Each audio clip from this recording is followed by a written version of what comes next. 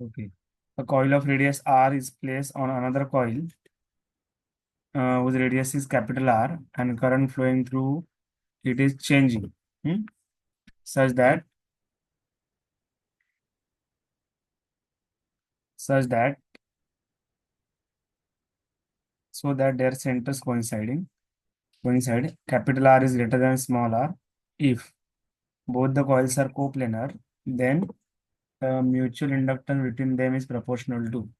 म्हणजे सिंपल त्याने सांगितलं त्याप्रमाणे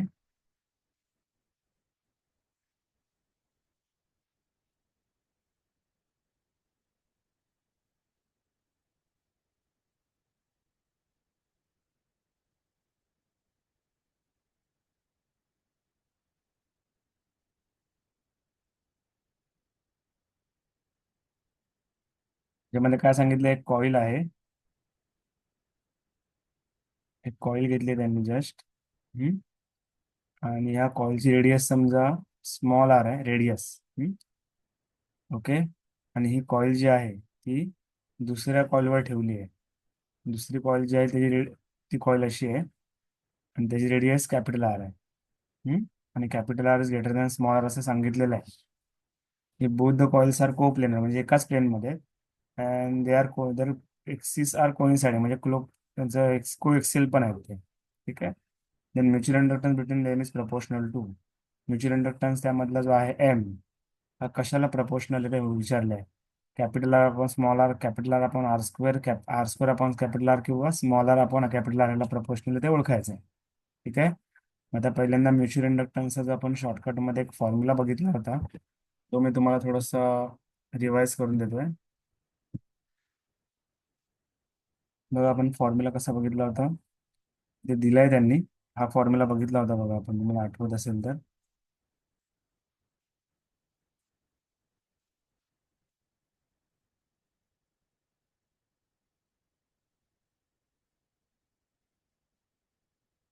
फॉर्म्युला आपण शॉर्टकटमध्ये यूज केला होता बघा, शॉर्टकट एक्सप्लेन करताना. बघा हा formula, capital M is equal to, that is mutual inductance is equal to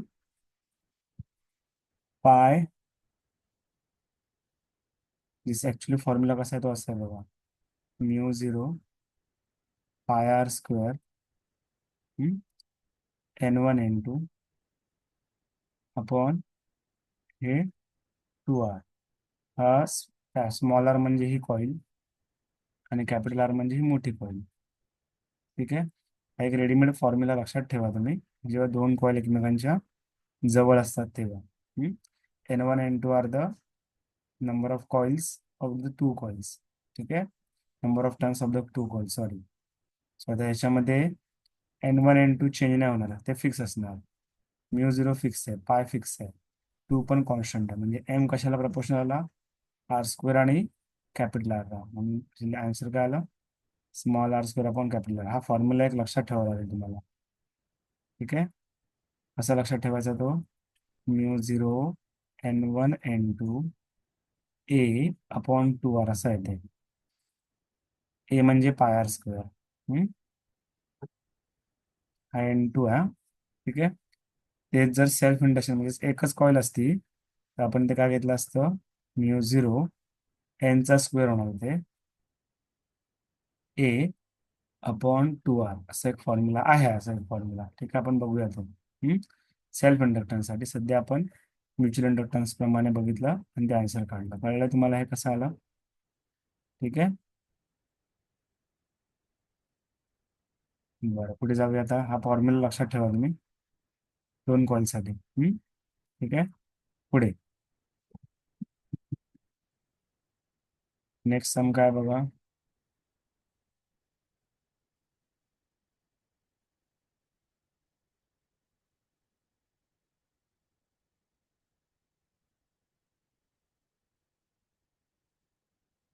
circular coil carrying a current of radius 5 centimeter has 500 turns of wire. The approximate value of coefficient of self-induction of the coil will be. तर बघा similar आहे, वरती होतं तसंच इथे आलंय.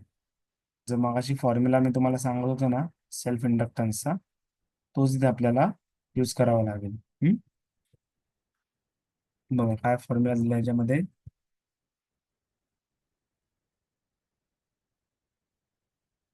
बघा similar formula आहे ना इथे, सिमिलर फॉर्म्युला आहे बरोबर. फक्त डिफरन्स काय आहे, लक्षात आलं तुम्हाला डिफरन्स. एमचा फॉर्म्युला काय होता, M is equal to mu zero by R square N1 N2/2R होता. तेव्हा ही रेडियस एका कॉइलची आणि ही रेडियस एका कॉइलची, पण आता इथे सिंगलच कॉइल आहे, त्यामुळे ही रेडियस आणि ही रेडियस सेम येणार.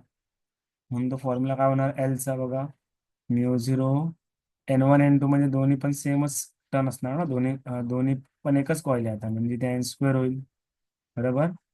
पाय आर स्क्वेअर लिहितो मी, पाय आर स्क्वेअर आणि डिवाइड बाय 2 स्मॉल आर झाला.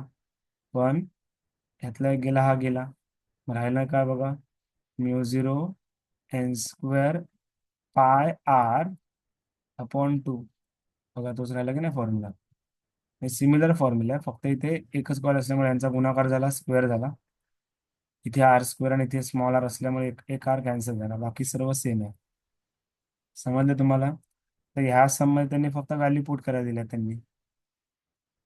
नंबर ऑफ टर्न्सची व्हॅल्यू 500 आहे, रेडियसची व्हॅल्यू 5 सेंटीमीटर आहे, बाकी ह्या व्हॅल्यू तर कॉन्स्टंट आहेत. म्यू झिरोची व्हॅल्यू लक्षात ठेवायची, 4π × 10⁻⁷. समजतंय का. नंतर मग 500चा स्क्वेअर केला, 5 × 10⁻²/2 घेतलं. ठीक आहे ना, समजलं तुम्हाला हे. Yes sir.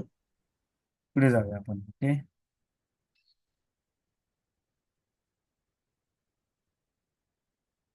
आन्सर काय आला, 25 मिली हेनरी.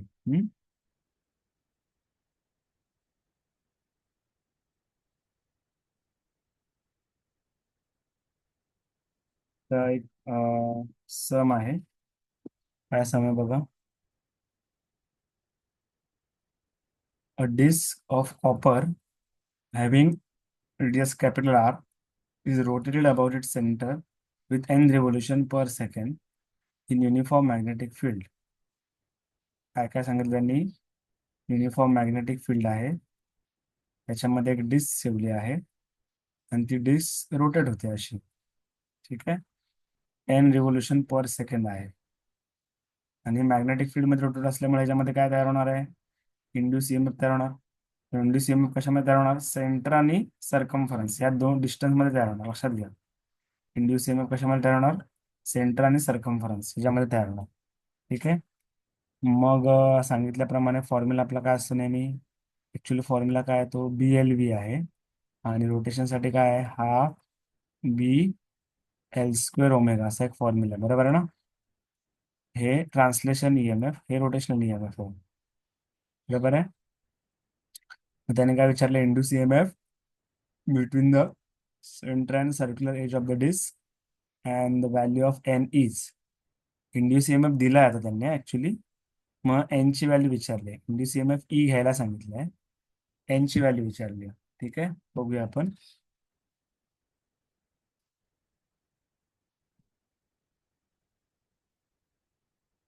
बघा काय घेतलंय, πr² B × n. हा फॉर्म्युला ऍक्च्युली हा रेडीमेड तुम्ही पाठ करून ठेवा, असं बघायला गेलं तर. कळलं का, ऍक्च्युली फॉर्म्युला रेडीमेड आहे, त्याप्रमाणे तुम्ही पाठ केला तरी चालेल. इथे एन काय आहे, number of revolution per second म्हणजेच फ्रिक्वेन्सी. फॉर्म्युला खरा हा आहे. ठीक आहे, हा फॉर्म्युला कसा आला, ईचा ईचा फॉर्म्युला कसा आला हा. हा माझ्या मध्ये तुम्ही डिस्क साठी जर रेडीमेड लक्षात ठेवलं तरी चालेल, डायरेक्ट रेडीमेड फॉर्म्युला म्हणून. म्हणजे एखादी डिस्क जेव्हा रोटेट होते युनिफॉर्म मॅग्नेटिक फील्ड मध्ये, तेव्हा सेंटर आणि सरकमफरन्स रेडियस समजा आर आहे, तर या दोन पॉईंट मध्ये जे ईएमएफ जनरेट होतो त्याचा फॉर्म्युला हा लक्षात ठेवा तुम्ही. ऍक्च्युली फॉर्म्युला काय आहे, तर तो बी आहे, IL² आहे. हम्म? तर एल म्हणजे काय, distance between the 2 point between whose we have to find the EMF, ज्या दोन पॉईंट EMF फाइंड करायचा तो L आहे, पण ते रेडियस आहे. बरोबर. बाकी बी आलाय, पाय आहे. आणि F म्हणजे फ्रिक्वेन्सी, फ्रिक्वेन्सी म्हणजे ते एन दिला त्याने, number of revolution per second. बरोबर. मग यांची व्हॅल्यू काय आली, E/π²B. म्हणजे हा ॲडिशनल फॉर्म्युला लक्षात ठेवणार तुम्ही आता. कुठला? B × F × π L². EMF induce between the centre and the circumference. Additional formula note down करून घेत जरा. ठीक आहे, पुढे जाऊया. Yes, sir. जे जे फॉर्म्युला ऍड होतात ते तुमच्या लिस्टमध्ये ऍड करत चला. पुढे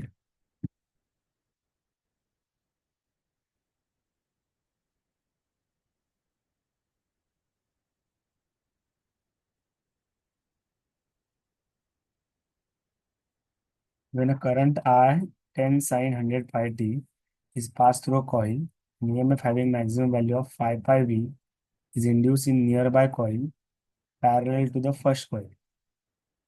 The mutual inductance between the two coils will be. Parallel coil म्हणजे नॉर्मल असं आहे बघा, आपण जी नेहमी काढतो ना, एक कॉईल अशी आहे, दुसरी कॉईल त्याला पॅरलल अशी, असंच आहे तो. तर ह्या कॉईलमध्ये जो करंट फ्लो होतोय आय, त्याची व्हॅल्यू दिलेली आहे प्रायमरी कॉईलमध्ये. सेकंडरी मध्ये जो EMF जनरेट होत आहे त्याची व्हॅल्यू पण त्यांनी दिलेली आहे. मग ह्या दोघांमधला जो म्युच्युअल इंडक्टन्स आहे एम, तो विचारलाय. तर एमचा फॉर्म्युला काय असतो, DIP/dt. अशा टाईपचं झालं ना आपलं सम काल. झालंय मला वाटतं सम असं. मला फक्त सोल्युशन दाखवतो, कारण आपल्या ह्या टाईपचं सम झालेलं आहे म्हणून. Okay.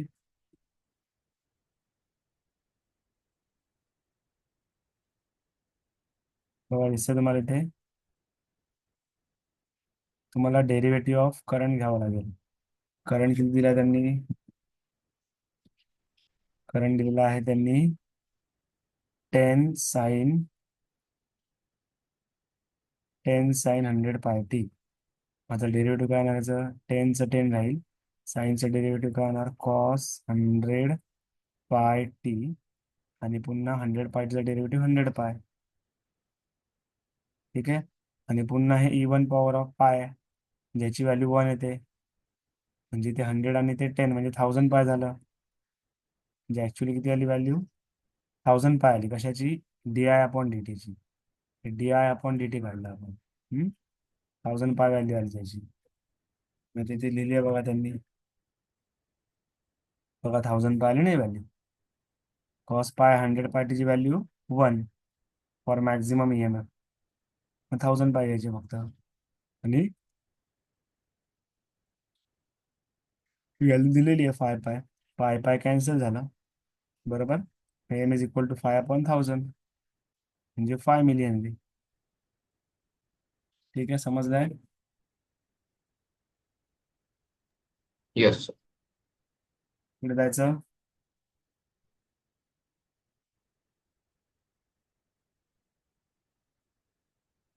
Next.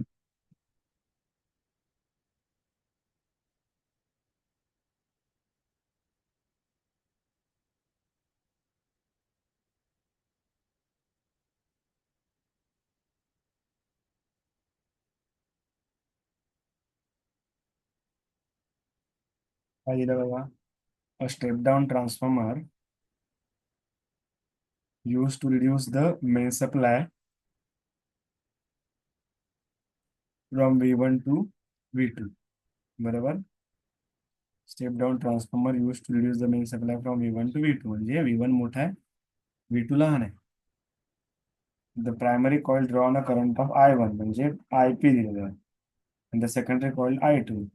The ratio of input power to the output power, म्हणजे तुमचं उलटा विचारलं इथे आता. इटाची ऍक्च्युअली व्हॅल्यू काय असते,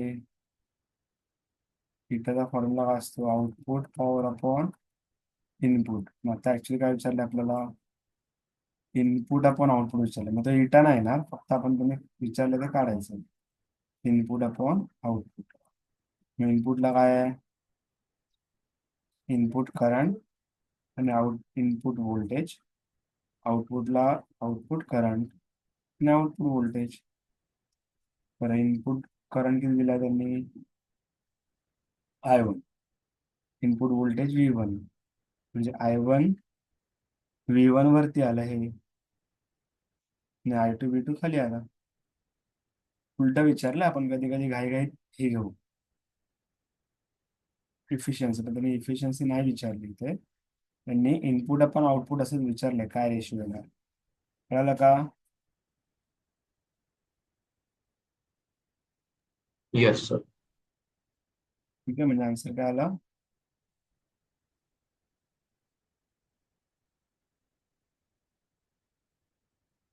V1 I1 divide by V2 I2.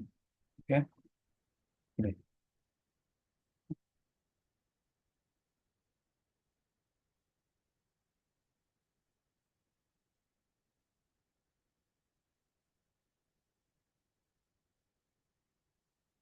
Next काय दिलं बघा.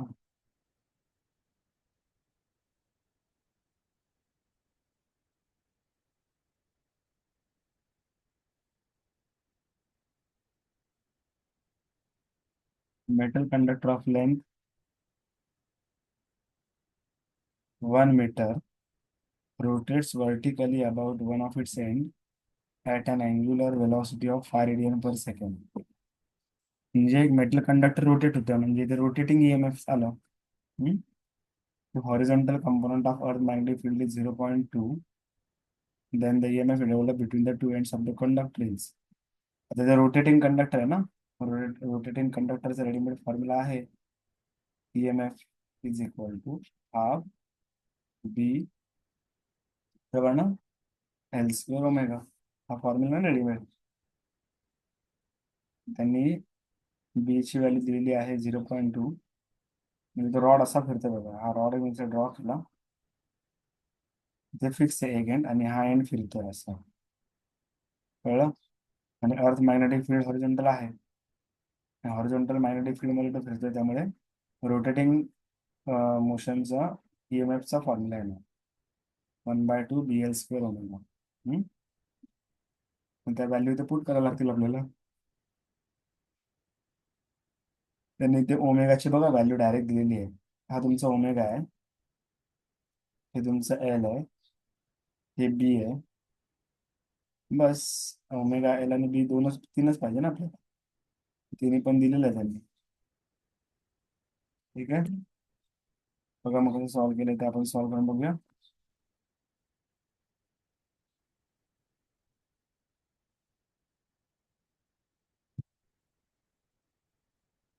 सॉल्व्ह करून आपण बघूया.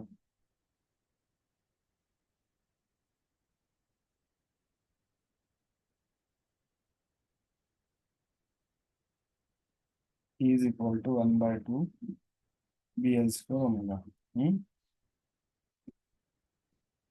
बरोबर आहे ना? म्हणजे ते काय होणार, 1/2 इंटू अर्थ मॅग्नेटिक फील्डची व्हॅल्यू किती आहे, 0.2 इंटू 10⁻⁴. 0.2 इंटू 10⁻⁴. एल एल किती आहे, 1 मीटर आहे, म्हणजे 1चा स्क्वेअर. अँग्युलर वेलॉसिटी किती दिली आहे, 5 रेडियन पर सेकंड, म्हणजे 5. म्हणजे गेला, हा 2 गेला आणि हा 2 गेला, म्हणजे 0.1 आलं. बरोबर.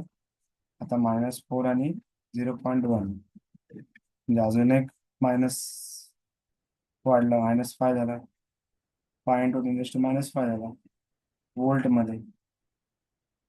तर हे मीटर मध्ये आहे, हे सगळे बरोबर SI युनिट मध्ये आहेत. त्यामुळे तुमचं जे आन्सर आहे ते, जर तुम्हाला मिली वोल्ट पाहिजे असेल तर 10⁻³ असायला पाहिजे, -5. मग जेव्हा मिली वोल्ट असतं ना, -3चा फॅक्टर असतो. आणि जेव्हा -6च्या जवळ असेल तेव्हा मायक्रोचा फॅक्टर असतो. -6च्या जवळ जाते ना ही व्हॅल्यू. मात्र जर -6 करायचं असेल, म्हणजे अजून एक मायनस वाढवायचं असेल, तिथे 0 वाढणार, म्हणजे असं होणार 10⁻⁶ वोल्ट. -6च्या जागी आपण काय घ्यायचं, मायक्रो. म्हणजे आपलं एक्सपेक्टेड आन्सर एकतर 5 इंटू 10⁻⁵ वोल्ट आहे किंवा 50 मायक्रो वोल्ट आहे. कळतंय फरक? आन्सर काय येणार इथे? 50 मायक्रोव्होल्ट. हा हे आन्सर आहे. कळालंय का?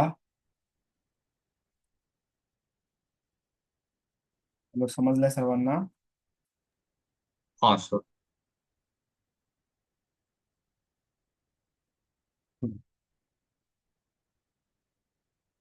तुमचा सण आहे.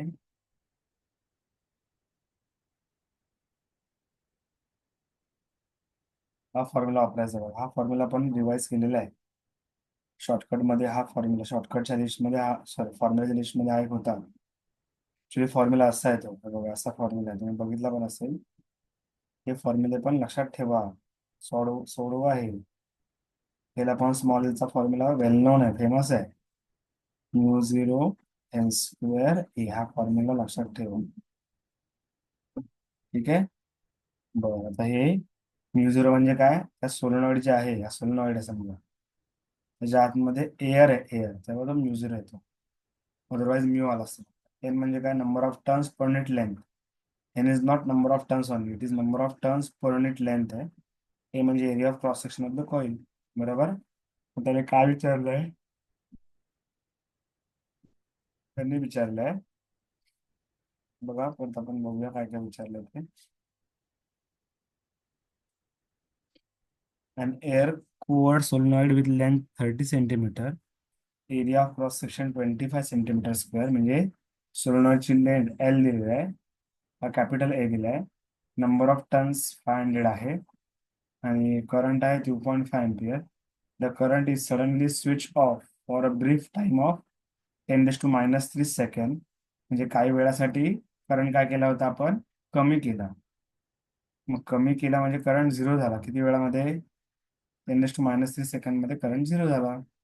How much is the average back EMF induce across the ends of the open switch in the circuit. Open switch म्हणजेच करंट बंद केल्यावर. करंट बंद केल्यावर दोन एंड मध्ये किती EMF जनरेट झाला, म्हणजे हा जो सोलेनॉइड असा मी समजा काढला इथे,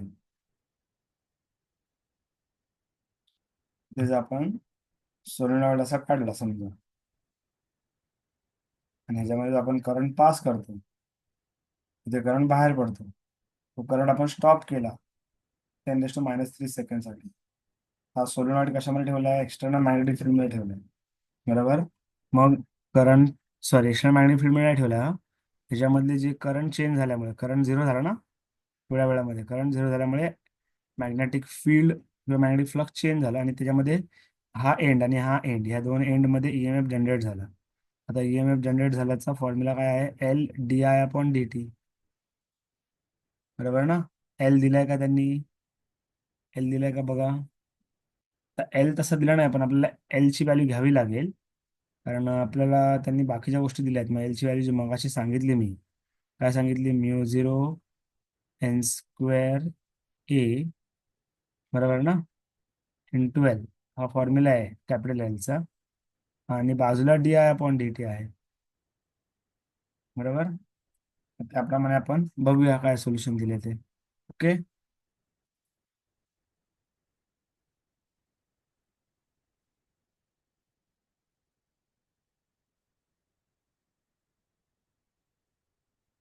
सोल्युशन बोलू का मी?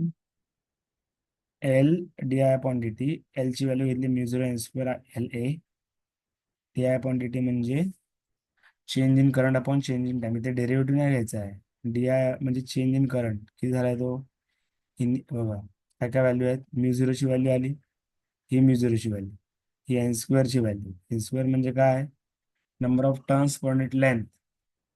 टर्न्स 500 आहे, पण लेंथ त्याची 3 सेंटीमीटर आहे, म्हणजे झिरो, सॉरी 30 किती सेंटीमीटर लेंथ आहे? 30 सेंटीमीटर, म्हणजे 0.3 मीटर. म्हणून ते डिवाइड बाय आलं, कारण स्मॉल एलची व्हॅल्यू काय आहे? स्मॉल एनची व्हॅल्यू आहे capital N upon L. Capital N तुमचा 500 आहे, आणि एल 0.3 मीटर आहे. मग ह्याचा स्क्वेअर आहे ना इथे, म्हणून ते स्क्वेअर झालाय. पुढे लेंथ पुन्हा घेतली आहे 0.3. पुढे एरिया ऑफ क्रॉस सेक्शन घेतला आहे, हा. आणि पुढे change in current. Change in current म्हणजे काय? स्टार्टिंगला किती होता? 2.5. त्यानंतर तो झिरोच झालाय, म्हणजे चेंज किती झाला? 2.5. आणि किती वेळामध्ये? 10⁻³ सेकंड मध्ये. म्हणजे सर्व सॉल्व्ह केले त्यांनी. कळालं का?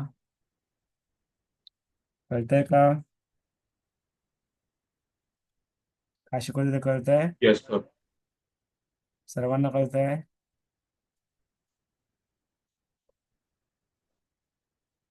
कोण जॉईन नाही झाला आज?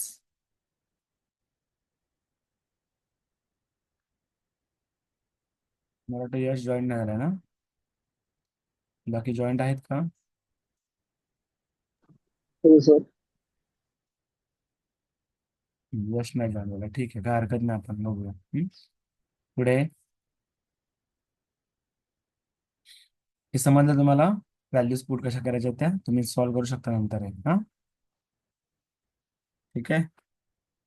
पुढचा घेऊया आपण सॉल्व्ह. सॉल्व्ह जे करायला सांगतोय ते मार्क करत चला प्लीज. सॉल्व्ह करायला सांगतोय मार्क करा.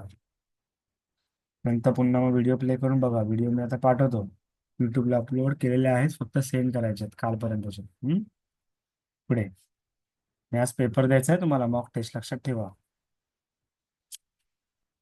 तुम्ही दिलाय का मॉक टेस्ट शेड्यूल केलेला? द्यायचं सर. बरं, सर्वांनी ॲपमध्ये ओपन केलाय प्रोडक्ट की टाकून? सर्वांनी ॲप ओपन केलाय का प्रोडक्ट की टाकून?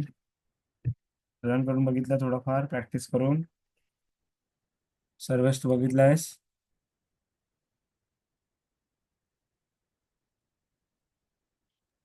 हो सर. केलं. अनिरुद्ध, तू बघितलंस का रन करून? हो सर. बरं, प्रोडक्ट की चालली बरोबर ती? अनिरुद्ध, हो. प्रोडक्ट की चालली बरोबर, हो ठीक आहे. सर. पुढे. पुढे जाऊया आपण, ओके.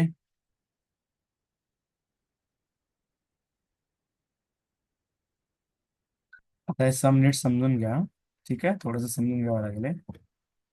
काय सांगितलंय बघा.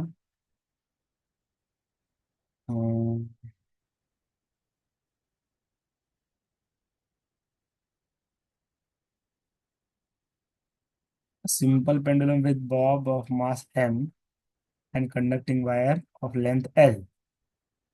दिले बघा, ते डायग्राम दिले आज या सेम मध्ये. Swings under the gravity through angle theta. जेव्हा सिंपल पेंडुलम काय होतोय, मूव्ह होतोय, बरोबर. सिंपल पेंडुलम असा मूव्ह होतोय वर खाली. The component of earth magnetic field in the direction perpendicular to the swing B. Maximum EMF induce across the pendulum. म्हणजे हा एक पॉइंट आणि हा एक पॉइंट आहे, त्यांच्यामध्ये किती EMF जनरेट होईल हे विचारलंय. कळतंय का?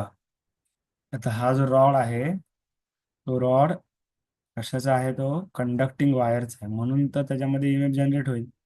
कारण कंडक्टर स्विंग होतोय ना मॅग्नेटिक फील्डमध्ये, म्हणून मग EMF जनरेट होणार आहे. हे एंड आणि हे एंड मध्ये मॅक्झिमम किती होईल ते विचारलंय, ओके. पुढे जाऊया आपण. बरं, बघूया सोल्युशन बघा. काय दिलंय बघा. पहिल्यांदा फायनल काय घेतलं त्याने बघा.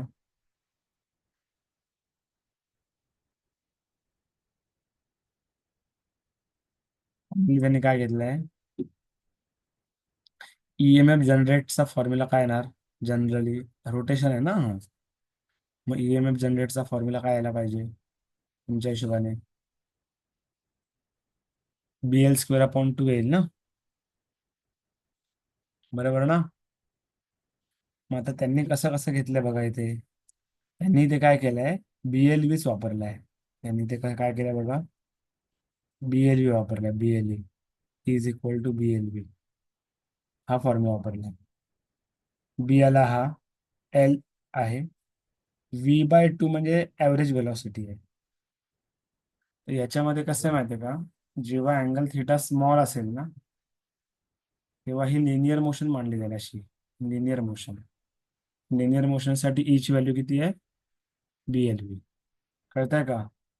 सिंपल पेंडुलमचा अँगल थिटा जो आहे तो स्मॉल अझ्युम केल्यामुळे तुमचं जे काय मोशन आहे ते रोटेशनल नाही आहे, लिनियर अझ्युम केली, त्यामुळे BLV फॉर्म्युला येणार.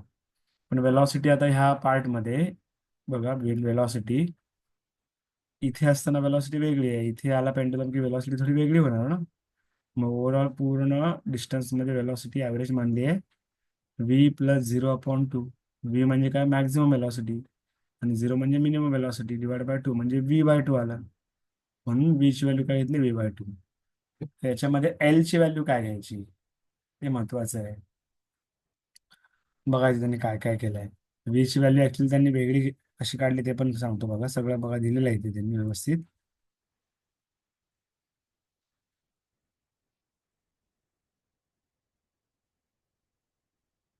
पहिलं काय केलं बघा त्यांनी. At the extreme position, the bob of the pendulum at height h from the mean position. बरोबर ना. At the extreme position the Bob of the pendulum is at height H from the mean position. म्हणजेच तो Bob जो आहे तो इथे आहे इथे, आणि ऍक्च्युली मेन पोझिशन ही आहे. म्हणजे त्याच्यामध्ये जो गॅप आहे हा एच एवढा आहे, एच आहे. त्याचा फॉर्म्युला काय, L-L cos θ. म्हणजे ही जी आहे ती टोटल लेंथ एल आहे, आणि जेव्हा तो वर जातो ना तेव्हा त्याची लेंथ काय आहे, L cos θ आहे. पण it depends on theta again. या दोघांचा डिफरन्स, एल आणि एल कॉस डिफरन्स म्हणजे काय येणार, L-L cos θ. समजलं का तुम्हाला, समजलंय का, कळतंय. Yes sir. लेंथ लेंथ जरी त्या वायरची सेम असली ना तरी हाईट कमी जास्त होते ना. इथे हाईट वेगळी आहे, इथे हाईट वेगळी आहे, हा फरक आहे ना हाईटचा. मग ही लेंथ जी आहे ती जरी एल असली ऍक्च्युली तरी हाईटच्या मानाने ती L cos θ झाली, आणि ही लेंथ ओरिजिनली ती एल आहे. या दोघांचा डिफरन्स म्हणजे एच.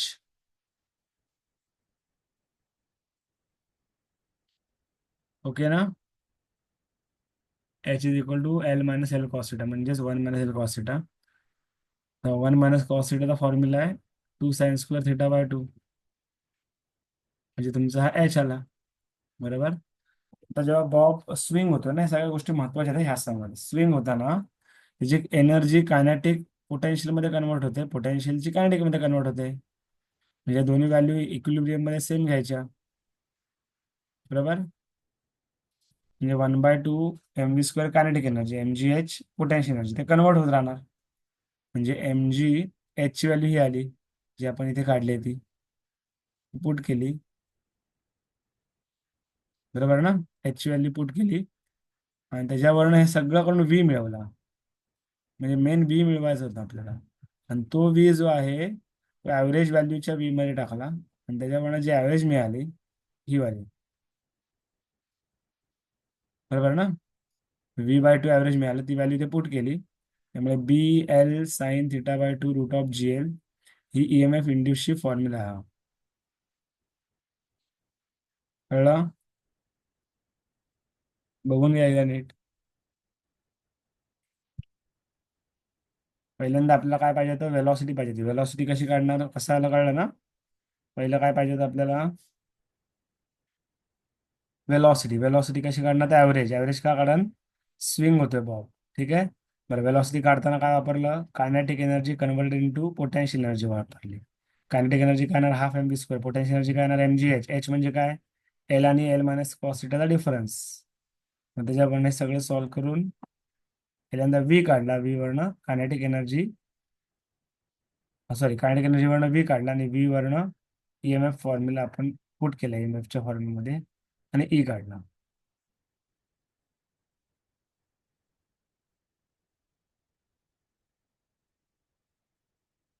ओके, समजलेत पर्यंत.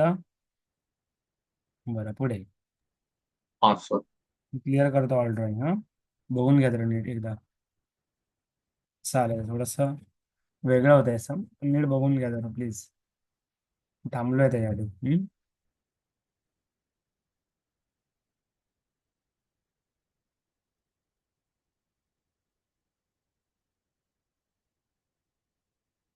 जाऊया. चला पुढे.